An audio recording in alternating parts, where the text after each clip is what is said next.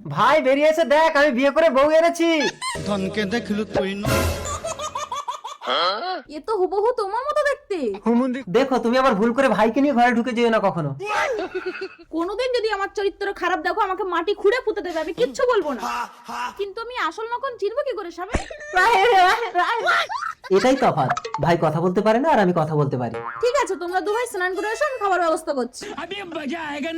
চল ভাই স্নান করে আসি, জামা খোল।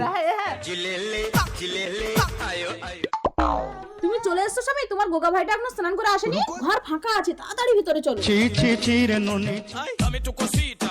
এই আমাদের যদি ছেলে হয় কি নাম দেবে গো?